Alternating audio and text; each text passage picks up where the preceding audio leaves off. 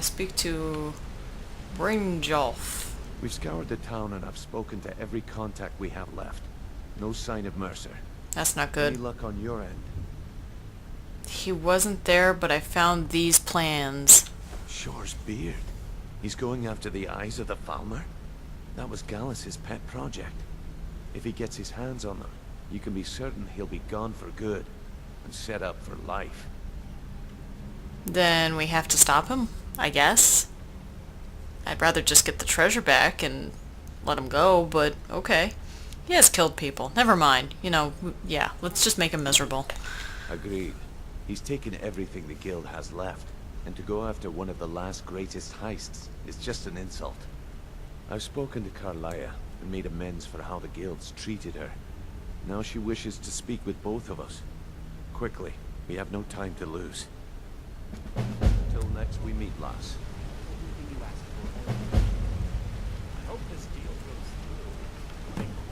Not now, lass. Carlia said it was important. She's right there. Oh. Hi, Uthgard. You look different in this light. Not now, lass. Carlia said it was important. Hi, Carlia. I promise you, all your questions will be answered. You just have to trust me. That's fine. Aye, lass. And I've come to a decision. Mercer Frey tried to kill both of you. He betrayed the guild, murdered Gallus, and made us question our future. He needs to die. You have to be very careful, Brynjolf. Mercer is a nightingale, an agent of Nocturnal. And it's all true. Everything I heard in the stories. The Nightingales, their allegiance to Nocturnal, and the Twilight Sepulchre. Yes. That's why we need to prepare ourselves and meet Mercer on equal footing. Just outside of Riften, beyond the southeast gate, is a small path cut up the mountainside. At the end of that path is a clearing, and an old standing stone. I'd ask you both to meet me there. I have some preparations of my own to make. I'll meet you at the stone. Okay, so are we all set? How does my inventory look right now? Ah.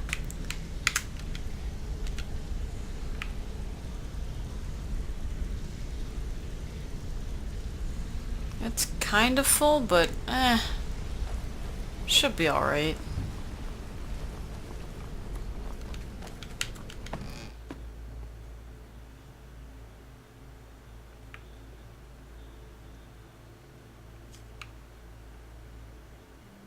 Big hairy thing.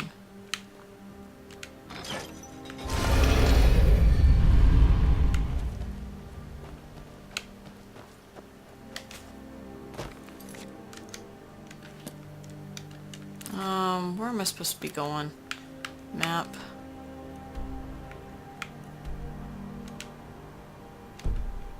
Okay, so the heck.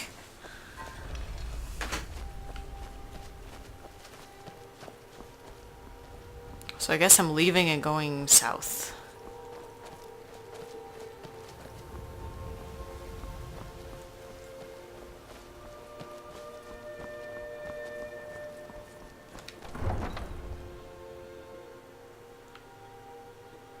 So sparkly. So sparkly.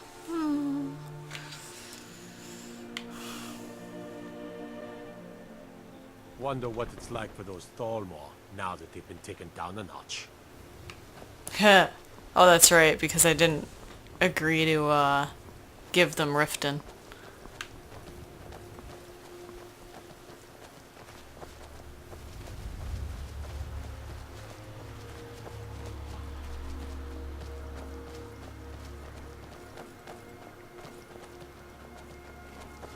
Wow, that wasn't very far at all.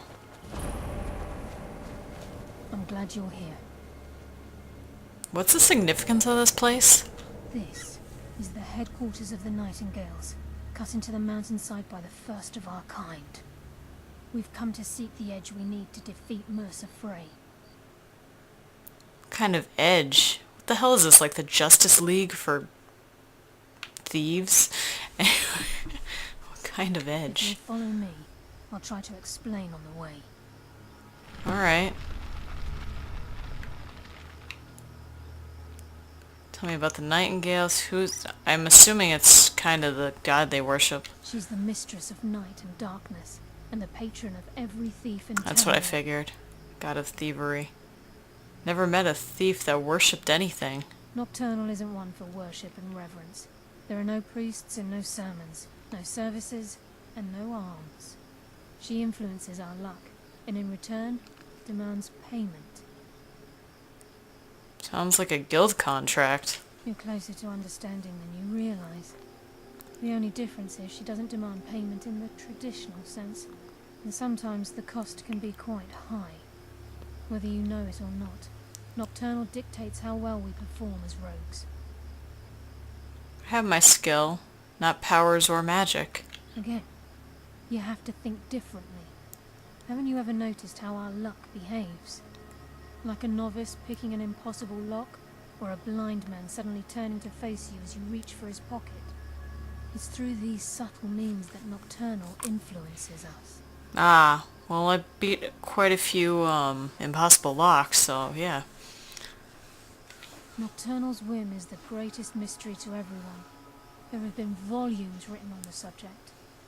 Does she exact payment when we die? When we suffer? Does she revel in our misery?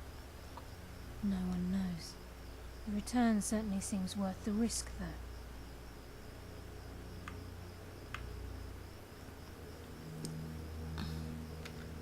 though. Okay. This way, please.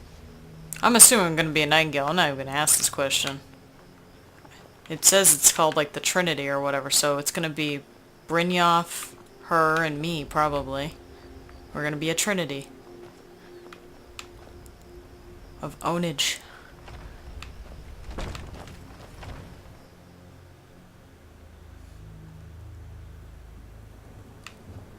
I love how it's like less than a mile away and yet no one figured this place out. I heard about this place when I joined the guild, but I never believed it existed. The assumption that the Nightingales were just a myth was seeded within the guild on purpose. It helped divert attention from our true nature. What's wrong, Brynjolf?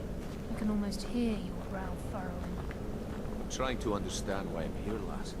I'm no priest, and I'm certainly not religious. Why pick me? This isn't about religion, Brynjolf. It's business.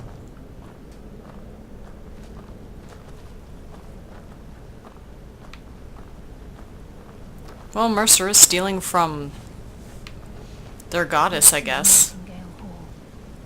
You're the first of the uninitiated to set foot inside in over a century. No. If Don't you'll see both that proceed every to the armory to don your Nightingale armor, we can begin the oath. Time's wasting, and Mercer's there. Let's get this show on the road. I love how, like, Uthgerd's actually interested in this place. Jeez. Okay, so I gotta put on the armor.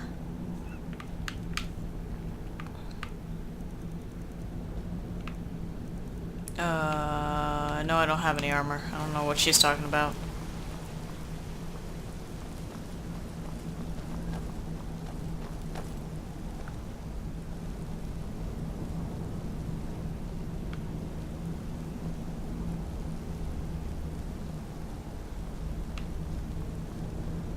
You appear hesitant to don your Nightingale armor.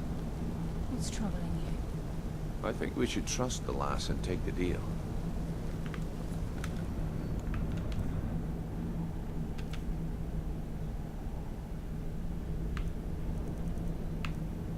I don't see any Nightingale armor.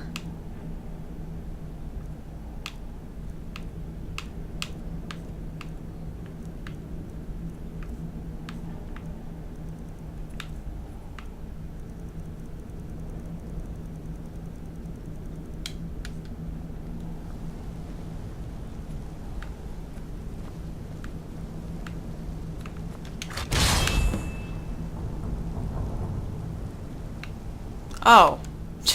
Oh, now I have it. I'm like, alright. I'm like, what the heck? I don't have any of that.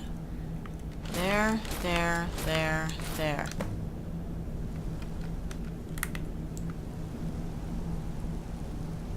The heck? Am I wearing sunglasses? What kind of weird. Let's get going. Let's go. Okay, Uthgard.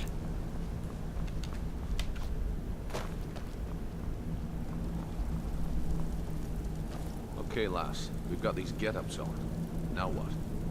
Beyond this gate is the first step in becoming a nightingale. Going Oh, there, through lass. traps? Appreciate the armor, but becoming a nightingale? That was never discussed. To hold any hope of defeating Mercer, we must have Nocturnal at our backs. If she's to accept you as one of her own, an arrangement must be struck. What sort of arrangement? I need to know the terms. The terms are quite simple, Brynjolf. Nocturnal will allow you to become a nightingale and use your abilities for whatever you wish. And in return, both in life and in death, you must serve as a guardian of the Twilight Sepulchre. Aye, there's always a catch. But at this point, I suppose there isn't much to lose. Because he stole the If it means the end of Mercer sepulcher. Fair, you can count me in. What about you? Are you ready to transact the oath with Nocturnal? Hell yeah. Good. After I open the gate, please stand on the western circle.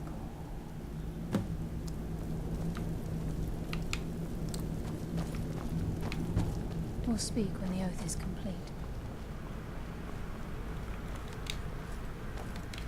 Why can't I pull it? It's a freaking chain.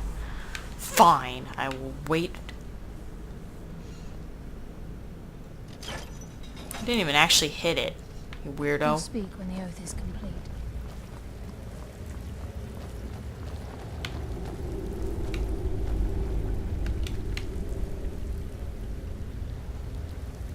Hi, Uthgard. My trusty companion. Too bad you can't join us. You're pretty cool.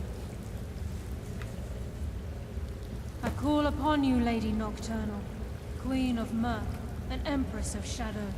Hear my voice. Uthgard's probably gonna be in the way. Ah, Carlia. I was wondering when I'd hear from you again. Lose something, did we? My lady, I've come before you to throw myself upon your mercy and to accept responsibility for my failure. You're already mine, Carlia. Your terms were struck long ago. What could you possibly offer me now? I have two others that wish to transact the oath, to serve you both in life and in death. You surprise me, Carlia. This offer is definitely weighted in my favor. My appetite for Mercer's demise exceeds my craving for wealth and grace. Revenge. How interesting. Very well. The conditions are acceptable. You may proceed. Lady Nocturnal, we accept your terms. We dedicate ourselves to you as both your avengers and your sentinels. We will honor our agreement in this life and the next until the conditions have been met. Very well. I name your initiates Nightingale, and I restore your status to the same, Carlisle. And in the future, I'd suggest you refrain from disappointing me again. Yeah, we'll make sure you don't disappoint her. Uthgard, you were just staring at me. You know, you missed an entire light show behind you. Oh well. Now that you've transacted the oath, it's time to reveal the final piece of the puzzle to you. Mercer's true crime. He's done more? Mercer was able to unlock the guild's vault without 2 keys because of what he stole from the Twilight Sepulchre. The skeleton key. By doing this, he's compromised our ties to Nocturnal, and in essence, caused our luck to run dry. So the key unlocks any door? Well, yes. But the key isn't only restricted to physical barriers. All of us possess untapped abilities, the potential to wield great power securely sealed within our minds. Once you realize the key can access these traits, potential becomes limitless. The guild should possess this item. Sounds like no one should possess it. Good. then you understand why this is about more than just Mercer's lust for power. If the key isn't returned to its lock in the Twilight Sepulchre, things will never be the same for the Guild. As time passed, our luck would diminish to the point of non-existence, and whether you know it or not, our uncanny luck defines our trade. First time I ever set out to return something.